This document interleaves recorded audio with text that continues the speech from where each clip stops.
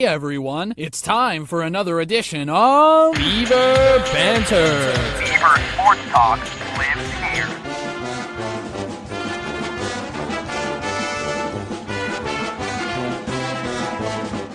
It is the Beaver Banter podcast. I'm CJ Baumgartner and Ian Rivers over there. Ian, always a great day to be a Beaver. We got alternate jerseys to talk about, some NSIC basketball playoff or tournament races heating up. And of course, don't you know, it's softball season outside. We just got snow over the weekend. It's like wind chill of 3 below out there, but there's some softball to talk about, and baseball not too far away either.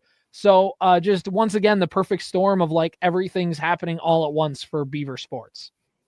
Yep. Yeah, it's starting. Spring sports are kind of just teasing us right now, just getting a feel for it. Obviously, yeah, softball played this last weekend, but they'll have a little bit of time here, another gap in between when they play next. So before we jump into the spring sports too heavily, they like to give us a taste before they this is the appetizer for the spring sports season for sure. Exactly. Yeah, it helps. It helps to have somebody get some wins over the weekend because helps kind of project forward, know that there's something more kind of coming too as well. So that's also something to add in there. Ian, I think first of all, there's a couple things we have to get to, but I think we should talk a little men's hockey to start. Now, There's some bad this week. There's some bad to talk about. But I think we need to start with the good. And I think, or the kind of the new, the thing that we were talking about last week, maybe good, I guess, depending on the eye of the beholder. But Bemidji State last week unveiled these brand new uniforms. And I'm trying to pull up a picture here on our Beaver Banter page. Other than just kind of Google Images here, which is just kind of sitting right here in the spot, but maybe this is the best way to pull it up. This is why you should watch the show on YouTube, by the way, so you can kind of see some of this stuff. I mean, look at that uniform kind of showing up here. We'll get a much closer look here, but this is kind of the first one I can find. Ian, we talked about a plaid, a green and black uniform coming. We didn't know if it was going to look a lot like Northern Michigan's that they put out last week as well. What are your initial thoughts on this new uniform, this alternate that Bemidji State men's hockey rolled out over the weekend? It's good. It's good. If I was treating it like a Charger fan, when they wear their navies and all the Charger fans are like, oh, we hate them because we're 0-4 in them. So if you look at it like that, then they're awful. They're terrible alternates because, of course, we got swept over the weekend. But no, they're good. I like the women's ones more. I do. But these ones are very, very good. The one thing I can say about them is that they don't show up well if you're not sitting very close or looking at a well-taken photograph of the plaid jersey. I do like them still. I like the shoulder patch, especially with Paul and Babe in the red and blue on the shoulder with the white accent up there. The big block letter B kind of makes it look like it's a jersey that would have been maybe worn in like the 1930s in like early hockey. It's got a retro feel. Yeah, I kind of like it.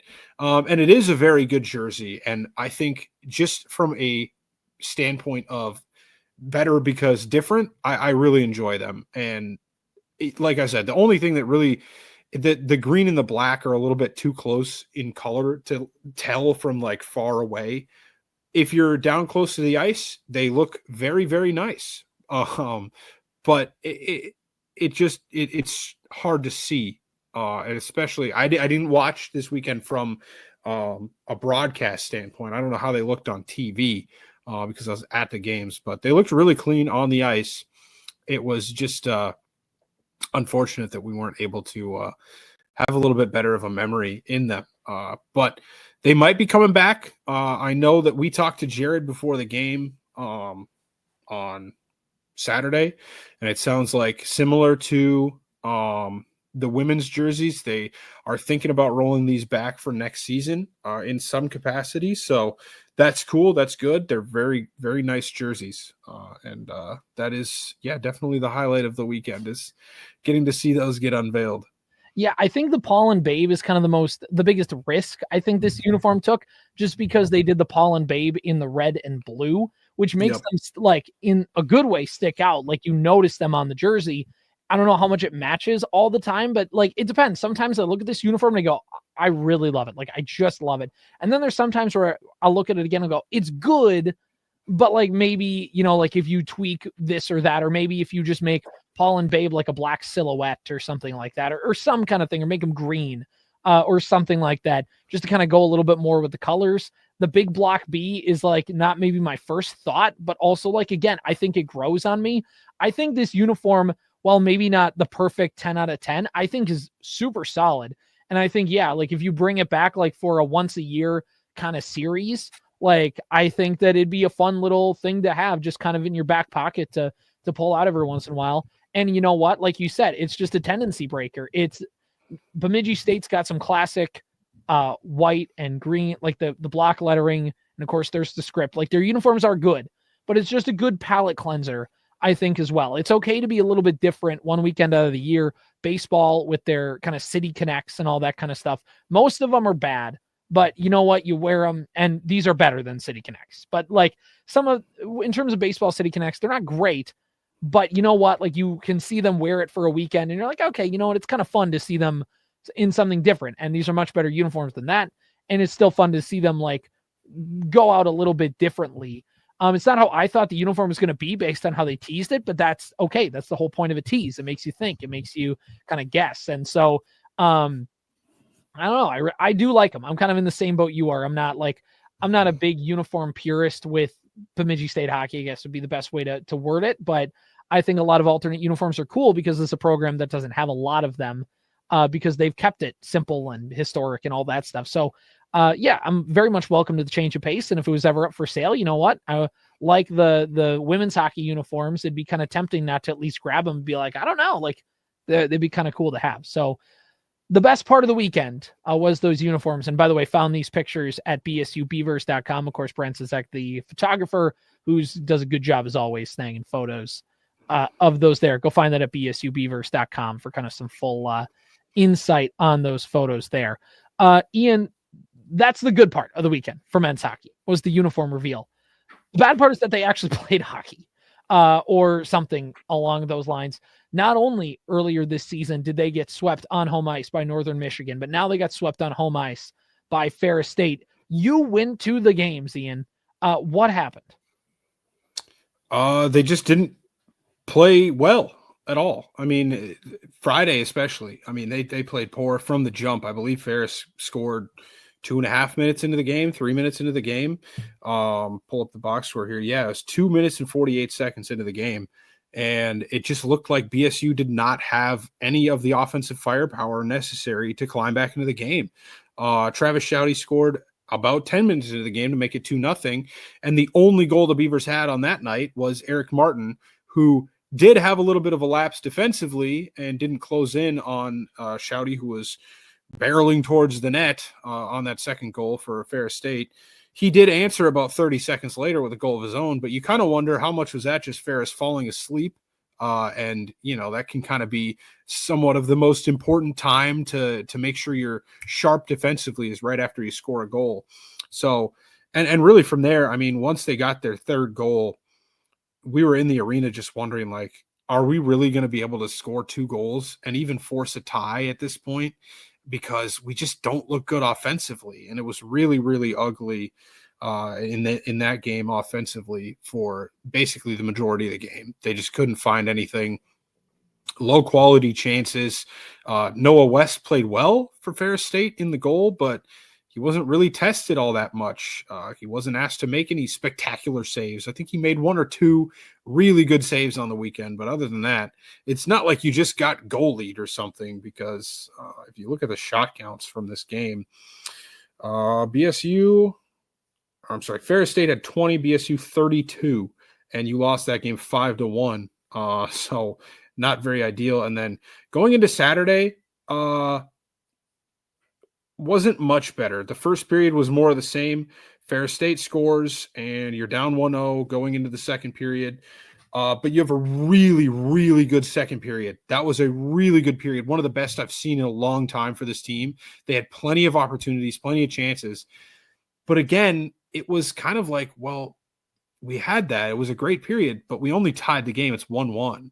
So Casper Magnuson's goal, by the way, was a beautiful goal, assisted by Noah Quinn and Issa Perek. I mean, a little back and forth on the stick, and then, kind of lifted it over the shoulder of Noah West. It was a beautiful goal, and they had many other chances in that period, but just wasn't any that were good enough, I guess, to beat West. And then Ferris State scores in the third period, and it's like, well, now where are the goals going to come from? How are we going to get ourselves back in this game? How are we going to win this game in regulation and get 3 points that we desperately need to split the series? And it didn't come, and Gavin Best added an empty net goal to make it 3-1, and the Beavers officially got swept on home ice. They have not won a home game of hockey, not including an exhibition, since November 29th against North Dakota. It is February at this point now, so that's not good. 2 full calendar months without a home win. And I don't know that you'll get one, because you have 2 more home games this season. You play Bowling Green, who is better than both of these teams that you've played in the last couple of weeks. But yeah, it's disconnected hockey. It's not good. I mean, they really struggle to find the passes. I mean, I don't know how many times this weekend it looks like they're just kind of, all right, if I throw the puck over here, maybe something good will happen. And it's they don't have a plan with what they're doing offensively.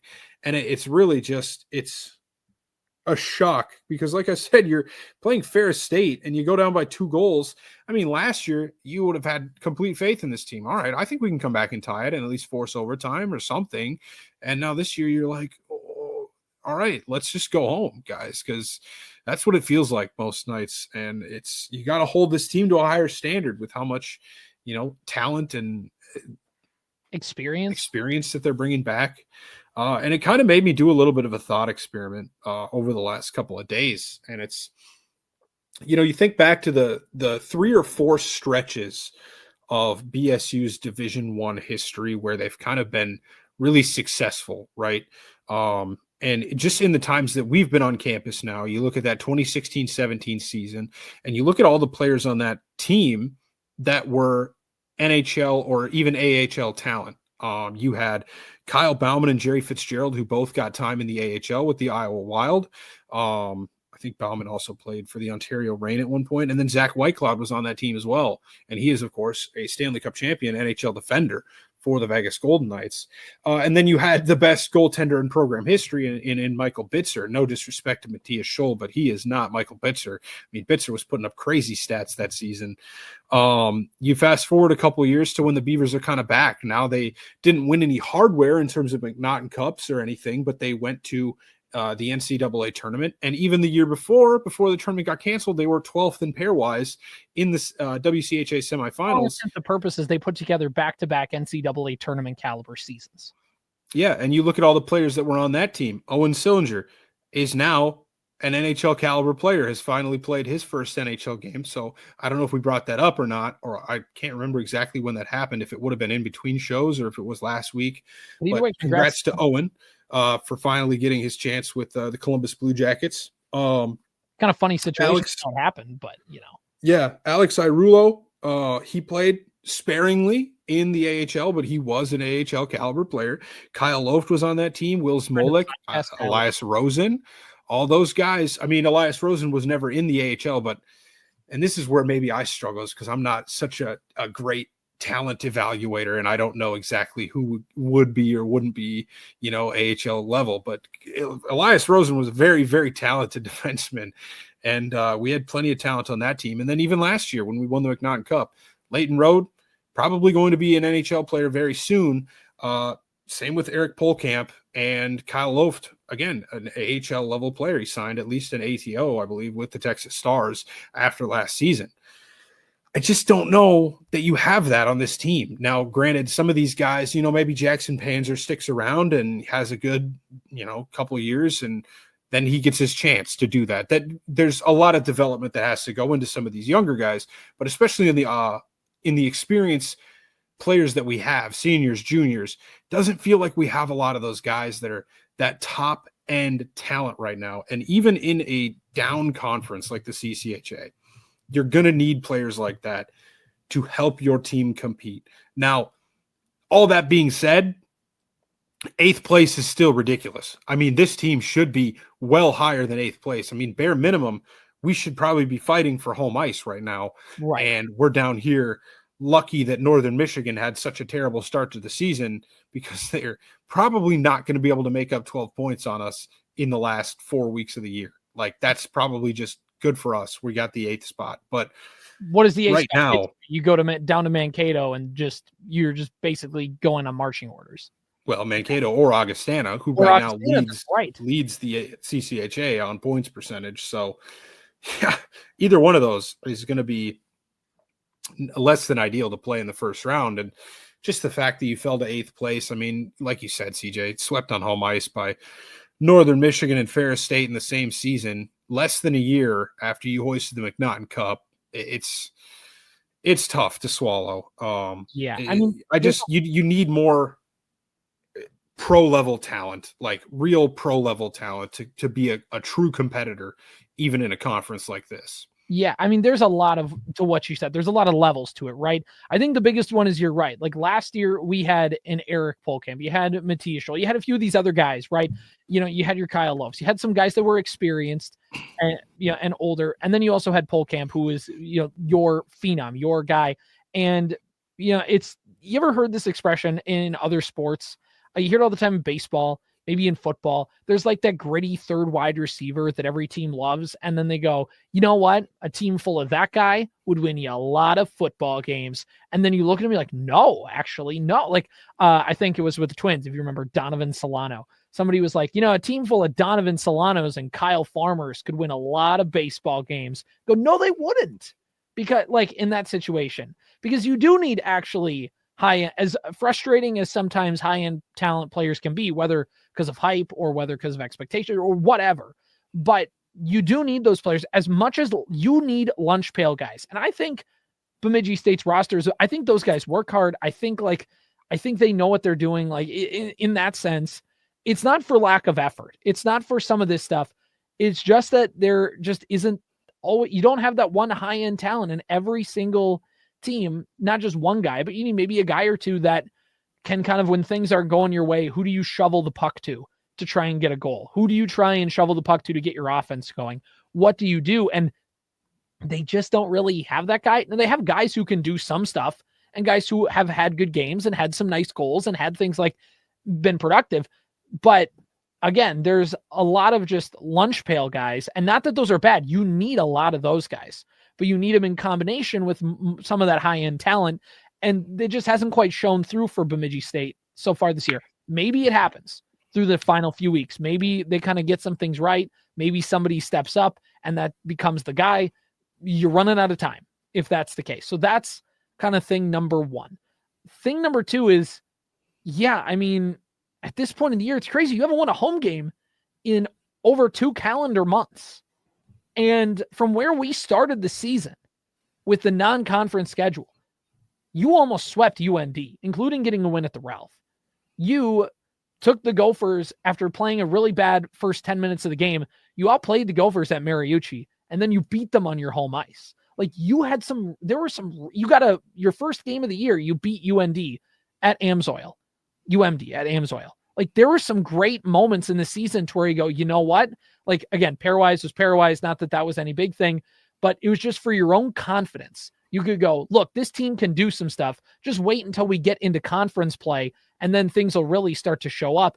And then you start to play some of these conference teams, and it just feels like you can feel this team losing momentum each and every week. Like the further we've gone along in conference play, the more cracks in the armor have kind of showed up. It's been a very perplexing situation. At least a couple of years ago, you could say, look, the team was injured and things were kind of falling apart that way.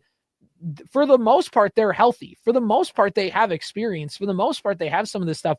And it still just feels like every week they're wearing down, or they get behind early, or there's just things that are just very atypical of a Sarah Torrey-led hockey team.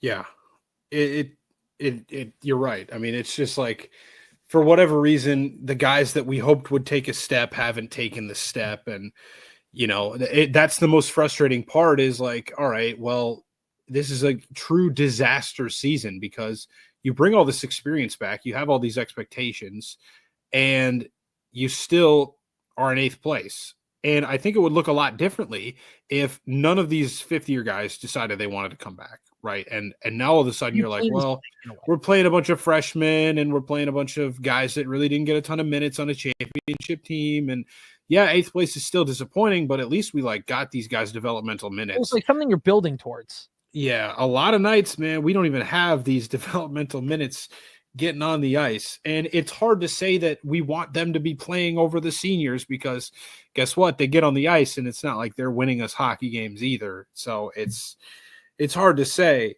what exactly is the true problem. I think coaching definitely has to do with it. They're not free of fault for this. Like, you don't just have a great coaching staff and finish eighth in the conference. I promise you that's not entirely true. But I was just looking at some of the stats between this year and last year, CJ, and obviously there's still 6 games left.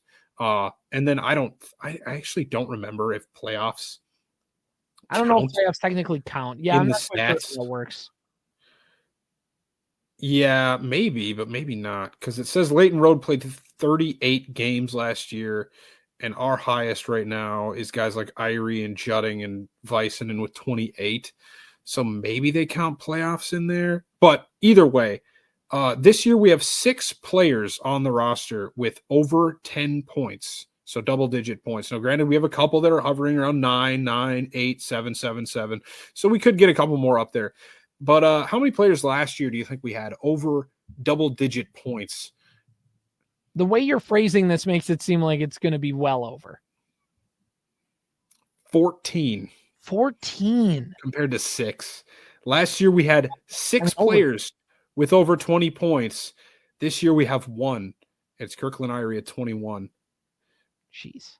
Offensively, it just has not been good enough. And honestly, defensively lately has not been good enough either. I mean, a lot of these goals this weekend, I mean, they played Rathan Robbins on Saturday, which good for him. I mean, nothing against Matthias Scholl, but we cannot go into next year and have literally no ice time experience for any of these guys on our bench. We got to start getting them some minutes and let them at least see some hockey games. And, like I said, it's nothing against Matthias. He's been fantastic, but if this is how the season's going to go anyways, I mean, we just got to get these guys some ice time. And honestly, I didn't think Robbins played terribly. A lot of times, honestly, he just kind of got left out to dry. There was a lot of puck watching. I think Patrick Satisari lost a puck in the first goal, and it's like, what, kind of looking around when it's under his feet and gets tapped in on the backside after a good pass. And it's just like, I don't know. Defensively, it's not been good. And when you can't play a successful defensive style, it's going to be hard because, yeah, winning hockey games 1-0 is cute and trendy, and you're a Sartori coached hockey team when you can win games like that. Consistently in college hockey, you just can't. You got to be able to score goals better than we have been able to. I mean, I was looking at it. We haven't scored over, you take out the extra attacker goals that we scored against Bowling Green, and we haven't scored more than, 2 goals in a game since early December against Michigan Tech. And that was in a 9-5 shootout that really was kind of just fluky both ways. Like, how is it? I don't know. I feel like I'm just grasping at straws at this point. It's been a disappointing season. I don't think that this is going to be like the way that it is for Bemidji State going forward. I think it's just a combination of some bad luck at some points, and you haven't gotten some breaks that you wanted to, and now it's, I think, starting to spiral out of control. I will say, Sartori's press conference after the game on Saturday saying that they played a really good game and they just didn't get the bounces they needed. It's like, well, you didn't create the bounces you needed. Sometimes you got to go out there and you got to create them. And that's honestly what it feels like to me, is that sometimes they're just hoping that the bounces come to them, and they just throw a puck somewhere and it ends up on somebody's stick. And you got to create them sometimes. You have to create your own luck. That's sports. that's what good teams do, and this team is not doing that. So, right, exactly, and it just hasn't worked out. Now, the good news is they can turn their fortunes around a little bit.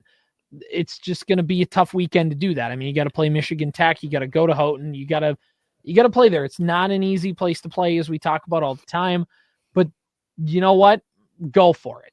Might as well get a little revenge from the McNaughton Cup game. I know that that they played way back in mid-December, and that's maybe you could say the Lake State series is when things started to fall apart, but maybe it is that at home against Michigan Tech is when, you had the shootout win, but then you lost the next night, and then that kind of sent this spiral. That series sent the spiral of the last time you've won on home ice. It started the losing streak. So, I mean, I don't know. It's just kind of, you got to hope that at some point you're going to be able to play together. But it started out with, they could play really well in one night and then just not be able to close out a series. And that's okay. And then we're like, man, when can they just get 2 good nights together? And now it's tough to get 1 good night together. And it's got to start with 1. That's the other thing. You got an opportunity. Maybe you do get those lucky bounces one night, and it just can, as much as it can snowball and spiral out of control in a bad way, it can snowball and things can start to manifest itself in a good way as well. It's just as capable of doing that. So we just kind of, at this point, you have to hope that that's really the turning point, and we'll see. I mean, we know as much as anybody, Michigan Tech is a series that you always get up for no matter what. And you just kind of have to hope that there's another one of those weekends where you can. Yeah. One last thing I'd like to add on men's hockey. This is the official end of that 4-week stretch where we were kind of hoping to pick up a lot of points. And I kind of had 18 to 20 points in my head as like, okay, yeah, this is an easy stretch. We're a good team. We can get 18 to 20 points over these, 18 to 20 out of 24 possible points. And to come away from this stretch of 8 games with 6 points from Bowling Green and St. Thomas, and then 0 of 12 at home. 0 of 12, folks, from Northern Michigan and Ferris State. What else do you want me to say about it? I mean, I don't want to sit here and rag on them for the whole episode, but not ideal. It's been disappointing. It has been. And I think most people know that. I'm sure the team knows that. And it is what it is at this point. You just got to take it a game at a time. Hopefully you can go up and piss off some Tech fans by finally showing up and getting a sweep over a team that still has title contention hopes. So we'll see what they can do this weekend. And then, they have a week off before they come back home to play their last regular season home series of the season. All right. So let's talk a little women's hockey quickly, because the brown jerseys did return. Ian, did you have a chance to see those in person? We did not. We did not end up making it out to that game. And they lost that one 5-1. So maybe it was for the best, because it would have been kind of disheartening to go to that game and then follow it up with another loss 3-1 on Saturday. But the good news is they picked up a win this weekend against Minnesota State. They picked up that win on Friday in the 3-2 overtime victory that they had. McKenna Deering scoring 2 goals, including the overtime game winner. Izzy Fairchild had a goal as well. Really good. I mean, at this point, the losing streak on Friday night, which helps. Yes, that's the biggest thing, because honestly, at this point, the crummy thing is St. Thomas has kind of found their footing. They did sweep UMD a while ago. They picked up another win over a ranked St. Cloud State team this week. So you're now 8 points behind them for 7th place. So it seems like catching them is kind of out of the picture at this point. Unfortunately, it seems like you'll probably be going to Madison for the first round of the WCHA playoffs. But, it's good. It's good to get a win, to beat that Mankato team who you are trying to catch. I mean, that's, in the grand scheme of things, one of the teams that you're going to have to try to catch up to in the WCHA. That's going to be one of the teams that you're trying to get at least on pace with them in this conference, and then take the next step from there. So good to win against them. And honestly, they have a series coming up against Minnesota Duluth this weekend. It's at home at the Sanford Center again. They're doing skate with the Beavers after the Saturday game at 3:02 p.m.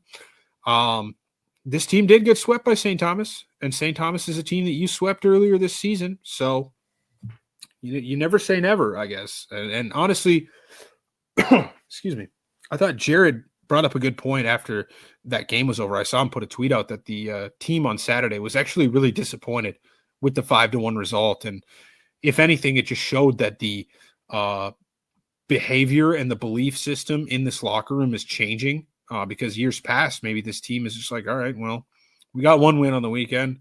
What are you going to do? We're not that talented, whatever. No, this team expected more, and it wasn't a 5-1 game, in truth. It was a lot closer than that up until the end of the third period. So, yeah, I think that's good. I think it shows that this team is taking steps in the right direction, and good for them for putting together a banger of an alternate uniform. And what are they at now for wins on the season? That's their 5th, and I think is that more than they had last year, CJ? I believe so. So if at bsubeavers.com, let's look it up. Last year they were 430-2. So yes, they have officially surpassed last year's win total, which I think, if we're being honest with ourselves and kind of the goals coming into this season, can you just get some positive momentum in the right direction? Passing last year's win total is a good way to do it. And the fact that they still have 3 more regular season series to go is definitely good. Now, again, their WCHA tournament hopes aren't very great, but just the fact that they can end this season knowing that for sure, maybe they pick up some points against St. Thomas, maybe they surprise you against UMD or Wisconsin. But I think the biggest thing to learn in all of this is that, like year one of the Frickland era, you did at least get more wins than last year, and the program showed a little more fight. Some weekends are still better than others, but also at the same time, again, you passed last year's win total, and I think at the very least you can say in that part you've had a successful year. Yeah, absolutely. That's what we were looking for. Can't go broke taking a profit, and they have increased their win total. If they do that every year from now until 20 years from now, they'll be a damn good hockey team. So slow and steady wins the race. And yeah, like you said, there's some winnable games here. Like I said, you're at home against a UMD team who has lost to other teams in this conference. I mean, they're sitting right now in, I believe, 4th place. So it's not impossible to say that you could steal something from them, and then you go on the road to play St. Thomas, who is playing better, but is still a team that you have had the ability to beat. So hope for some more for the Beavers for the rest of the way. Yeah, exactly. I mean, look, they got an opportunity to put out the other alternate uniform. So you know what? I'll take it. Just move on, roll on. We roll with it. It's crazy that we're only 3 more weekends, I should say, of the regular season for women's hockey. Because as much as the hockey season, because women's hockey starts in like late September, as much as it feels like, for lack of a better term, a slog, or just a grind, all of a sudden you look up and you're like, oh, there's only a few more weekends, then we're rolling around to playoffs. So a lot of stuff still to come with that. Speaking of playoffs, things are heating up. Not quite there yet, but we're getting close for men's and women's basketball NSIC tourney coming up soon. But first, let's kind of go back in the last week of Bemidji State sports. So the last time we talked, let's start with men's basketball, Ian. The last time we talked, they had not played St. Cloud State. And upon recording the podcast, we recorded it on a Tuesday afternoon. We knew they had a matchup with St. Cloud State. They lost that one 78-71. And I saw maybe the last 5 minutes of the game. I was able to kind of catch it there, and they couldn't get a stop late. They couldn't quite get things to where they needed it to go. But overall, you took the loss, and then you got a win on Thursday against UMary, 88-76. UMary is one of the bottom teams in the conference. You were able to get a win against them and increase your win total. Overall, just on the last 2 games, Ian, kind of what has been kind of your takes on this men's basketball team? Well, that game against St. Cloud State kind of stunk. I watched a majority of the first half, and then I think I had to take off. But yeah, you brought up to me that St. Cloud State, granted, some of this is the fact that you're down at the end of game trying to catch up, but you let them shoot 25 free throws in the game. And when you go 80% from the stripe in a close game, that's going to hurt you. That's a big deal. So tough to not be able to. That would have been a huge one to pull out, because if you look at the standings, BSU still sits 2 games behind of even Augustana, and they're still like 4 games behind, I believe, what would be Moorhead for the 8 seed. Yeah, so it's just not looking likely that BSU is actually going to be able to go on some sort of miraculous run here at the end of the season. It would have looked a little bit more likely had you been able to beat St. Cloud State in that game, and now you're only 3 games back with some winnable games coming up for sure. But at this point, it's just going to be about trying to stack wins on top of each other and build some momentum going into the NSIC playoffs, because honestly, this is a really big game tonight, CJ, against Crookston. Crookston 4-12 in the conference, Bemidji State 5-11, and Crookston's already beaten you once this season. If you lose this game, you officially drop out of the NSIC playoffs, and you are in the 13th spot with no tiebreaker over Minnesota Crookston. And really at that point, it would be basically a battle for, all right, we need the 12 seed, and that's basically all we can do. Because if you lose this game, I mean, you're kind of already at an uphill battle to try to catch anybody, and improve your seeding at all. But especially if you lose to Crookston, now you're really fighting an uphill battle, and you're going to have to really pull some weight here at the end of the season. As you pull up the basketball standings. Bemidji State down there, that's the 12 seed at 5-11. Like I said, not a lot of wiggle room to be able to try to move up the standings at all, but definitely a huge game tonight against Crookston. So as you're hearing this, you will already know the outcome of that game, and hopefully it's a W, because they really, really need it at this point. They really, really do. That starts in about an hour from now, as of when we're recording this podcast, at 5:30 at the BSU Gymnasium. And then, Saturday, they have 1 game this weekend, and that's against Northern State, who, if you look just down at the bottom there where CJ is on his webpage, 0-16 in the conference, 1-21 overall. So that is another must-win game. You can really build some momentum and go 3 straight wins here going into next weekend's play, I should say, against Augustana and Wayne State. You can really, really start to get some momentum going before the NSIC tournament, or you can really, really kill any chance you have of getting into that tournament. So it's going to be a very, very interesting game tonight. They need this one badly. They need it badly. Like you said, I mean, they lost that first one. And I remember we looked at the score and they lost to Crookston, and they lost by a point. And it's just, and they turned it over at the end and gave Crookston the ball back and let him shoot some free throws to take the lead, when all they had to do was just run the ball into the front court and get fouled, and they ended up turning it over somehow. Right, exactly. And that's kind of been the way that it feels like some of these games have happened. Clutching defeat from the jaws of victory a few times this year. Even looking at the St. Cloud State game, I mean, here's a stat. I remember sharing this with you so that way I would remember it. Bemidji State got out-rebounded in this game, in the game against St. Cloud State that they lost, 41-13. That's just, I mean, I'd only have 13 rebounds in a game. Let me double check. Horrible. Because I'm going to double check that number.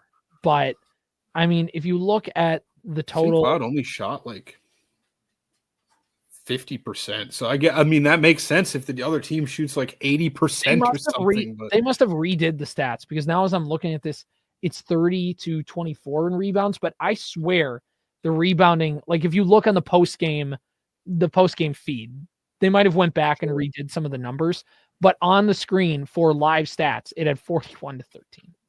It was not. Which still is a terrible deficit for a team like Bemidji State, who usually is kind of built on rebounding. But 13 is almost unbelievable. If that would have been a real stat, I mean, no wonder you lost. And like you said, in close games like this, it can really come down to one lopsided stat like that. And it did end up hurting the Beavers in this game. But like you said, at this point, we're just trying to build momentum, get into the NSIC tournament, and at that point, it's winner take all. That's the beauty of basketball. Is it's one game and anybody can win it. And if you get hot on the right night, you can advance in that tournament. So that's kind of what we're looking for right now, is just build some momentum, figure out what your best rotation is going to be, and go from there. Yeah. This is a big week for them. And like we talked about for hockey, you have a schedule that's kind of lining up for you. You have to take that opportunity. You can't just go, oh, well, those teams are bad. We'll just win and we'll get ourselves back in. You do have to, it is incumbent upon them to actually win those games. We say, hey, you should go out. So you actually have to go out and perform in those games. Who would have thought? You actually need to do that, which looking at Bemidji State's win over UMary, the rebounding battle, they were +10. The turnover battle, they were able to come out on top in that one. But if you look at just the things that Bemidji State needs to do, Sutherland got back into rhythm. Sutherland and Pekarich, by the way, in that game against UMary combined for 50 points. So if they want to go and do that again, that'll be much appreciated, I think. Yes. So that is the route to go. Just have those guys score 50 points combined every game and see what you can get out of the rest of the guys. And you should be in a good spot, I think. But overall, that's kind of where things are looking for men's basketball. Flipping the script over to women's basketball, they also got a split over the last 2 games, and it was just in reverse order. They got a win in St. Cloud State. That was a game where they pretty much led at the beginning, and they led all the way through, and they just were able to power through. There was at no point in the game really where they were losing. There was points in the game where the leads were bigger than others. They had, I think, 10, 12 point lead through the middle of the game. It evaporated as it went on. And you end up winning by 1 point. St. Cloud State was +6 in the fourth quarter to kind of trim that deficit. But overall, Bemidji State went into halftime with like a 6-point lead, and you were able just to hang on and get a win on the road. St. Cloud State's a team that's 500 on the year, 7-8 in the NSIC. So it is an upset. You go into their building, you get a win. Helps that you shoot 42% from the field, 30% from 3. And overall, things just kind of broke your way in a sense, and they were able to get the win that way. St. Cloud State was not able to shoot as well from the field, despite the fact that they out-rebounded Bemidji State by 14 and was able to kind of stay even in the turnover battle. Bemidji State just was able to hold them down shooting-wise and allowed Rachel Koning to get 19 points. Taryn Plosh got 15, and Bemidji State was able to power away for that first victory. Things don't quite go the same way in that matchup that they had with UMary, but they still come away with a split on the weekend. And I think, just again, as we talk about a team in the women's basketball squad that's trying to finish the year on a high note, you can take a win on the road in St. Cloud State as like hey, you know what? That was a good win for us on the year. Yeah, 6 games left for them, and it's a split schedule. They've got 3 games that are pretty winnable. 2 of them are coming up this week. They've got another huge game against Minnesota Crookston, who sits currently in 13th in the standings, but this would be a big win to get a game back on them in the standings, especially when, just like the men, they lost in overtime to Crookston the first time they played them this season. So that's a winnable game. Northern State, of course, they're iffy. They're a top 4 team in the conference, so that's a pretty difficult one. And then you have Augustana, who is currently bottom of the standings. Wayne State, I believe, sitting currently in the middle of the standings. Yes, they are in the middle. I get the standings pulled up here. Yeah, you do. So Wayne State in the middle of the standings, Concordia obviously in first, and then Minnesota Duluth, another one of those teams sitting right above you in the standings. So 3 games that are pretty tough, or I'm sorry, 2 games that are pretty tough. 1 game against Wayne that's, middle of the conference team. You just beat one of those, though, in St. Cloud State. And then 3 teams that are kind of down near the bottom where you are. And I think if you go 4-2 over this last stretch of 6 games, I know it's a tough ask for a BSU team that has not been necessarily the best this year, but there's an outside chance you could steal that 12 seed if Duluth and Crookston keep slipping, if you beat both of those teams, and then also pick up wins against Augustana and Wayne State. So we'll see. This is going to be another big game here in this evening. They play at 7:30 in the BSU Gymnasium tonight against Crookston. If they can win that one, honestly, don't count them out, because that would be 2 wins out of their last 3 games, and they would be starting to stack some momentum as well. So Yeah, good for them though. Even just to get one win, I think this is the first time. I don't know if you said this or not. I was kind of peeking through the standings when you were talking, so I might have missed it. But this was the first time in program history that they did beat St. Cloud State twice in one season. They swept the season series over the Huskies. So that's good. And honestly, I think this whole athletic season, this whole calendar of athletics is good just based off that. Sweeping St. Cloud State in anything is always fun. Yes, exactly. Just showing your dominance over the Huskies is much appreciated. And anytime you can stick it to them is just a win. Just a win in general. We already badmouthed St. Cloud on the last show, so you can just go back and listen to us do that and just put that on repeat. And that's exactly our feelings on that matter. So good for the women's basketball team to get that win. And like you said, there's an opportunity in front of them to just stack some more up before the year is over. The women's basketball team, football went on an unthinkable run at the end of their season. They ran the table. Maybe women's hoops is the team that can do it and sneak in and grab a spot in the NSIC playoffs here in the winter sports season. Keep in mind, the women's basketball team finished with 6 wins. They were 6-20 when last year's thing ended. They're 5-15 right now, so they have an opportunity to surpass last year's win total. Yes, if anything. Just get 2 of these last 6, if anything. Hopefully, they get 6 of these last 6. But we'll take what we can get. We'll accept 2 at a minimum, ladies. That would be that'd be awesome to have both women's sports teams in the winter improve their win total from last year. While both men's teams, I believe, would probably end up slipping on their win total. So we'll take what we can get. You know what I mean? We'll ignore that. We're going to ignore that. We're going to talk about the good stuff. So, yes. Speaking of women's sports, hey, I don't know if that's that might have been exactly what you were about to say. But, yes, exactly. Let's move into softball because it's softball weather outside. The Bemidji State softball team got things going in luxurious, beautiful, tropical St. Cloud last week at the Kelly Loss Memorial Tournament at the Husky Dome. Bemidji State started off the season getting a 3-2 victory over Southwest. They lost 4-1 to St. Cloud State. They beat UMD 8-3, and then they lost 0-5 to St. Cloud State. Looking at the 2 wins for Bemidji State, going back to win number 1 on the year, Bemidji State was able to kind of get a run in the 6th and 7th to put them away and to get a win. Alexa Christensen had a home run to right field at the start of the 7th inning to kind of put things away for the Beavers. It gave them a 2-run lead. They would give up a run in the 7th, but it wouldn't matter. They would hang on to win in that one, which is a good thing for the program just to get win number 1 on the year, and good for Alexa Christensen, a senior out of Apple Valley, to get that kind of home run to lift the team for a victory in that first game. Then you get an 8-3 victory and go into that one against UMD. Again, these don't count as conference games. They just count as they're non-conference games, even though they're against a conference opponent, which doesn't always make a ton of sense, but that's how it goes sometimes. Alexa Christensen, by the way, got a double to get another RBI in that 8-3 win. And, just looking at a few throughout this game, Jackie Larson was able to get a couple hits. Mariah Stevenson able to rack up a couple RBIs as well in this victory. And for Bemidji State, the winning pitcher was Kennedy. Sorry, I'm going to butcher this last name.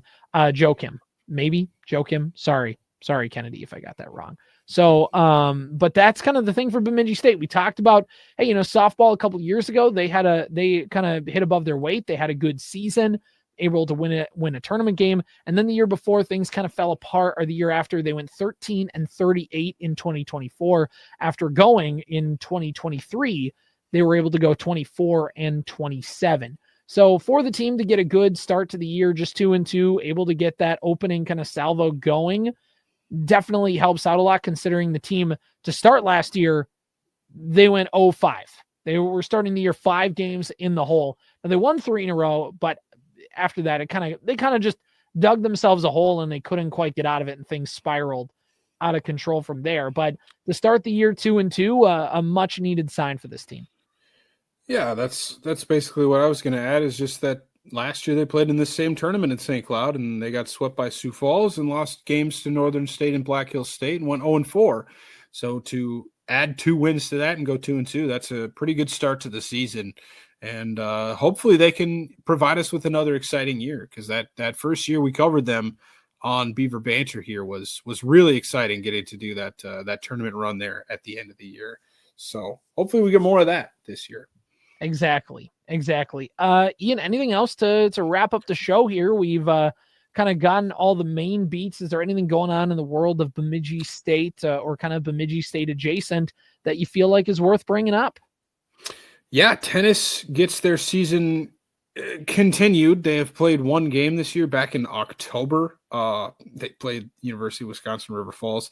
They play 3 matches this weekend at home against Minnesota Crookston on Friday, and then they go to Duluth on Saturday to face off against the College of St. Scholastica and Minnesota Duluth. So they'll have three matches over the weekend, the tennis team. So hopefully they can get off to a good start. They won their first match of the season. And just shout out tennis. They're getting underway this weekend as well. All right. Awesome. I think that's going to do it for us on the Beaver Banter podcast. Ian, just overall, before we break, you had a chance to go to the Sanford Center, like we mentioned earlier in the show. What was it like being back up in Bemidji, taking in the Sanford Center vibes? It's awesome, man. I always love being in the Sanford Center. I posted the picture that I took walking in on Saturday, all lit up in green. It's a beautiful building. I love being in Bemidji. It's awesome. It just makes me feel right at home. And whether the results on the ice were Beaver wins or losses, it was still fun to be up there. Yeah. Any Bemidji spots you took in? What else did you while you were in town? We hit up the Green Mill, and then we went to the tavern on Saturday night. Those are our 2 usual go-to spots. The Green Mill because of the good happy hour deals with the cheap pizza, and the tavern is always just a great hockey environment. So those are the 2 places we regular, I guess, up there nowadays. But keep in mind, you're not sponsored by either of those 2 places, but although we wish we were, if anybody wants to come calling, we will. We're open for business. Let's put it that way. Absolutely. Here on the Beaver Banter podcast. It's always great to be in Bemidji. I have not been up there since. It's crazy to think. I don't think I've been up there since the tournament game against Lake State last year. So I got to find a way to get up there.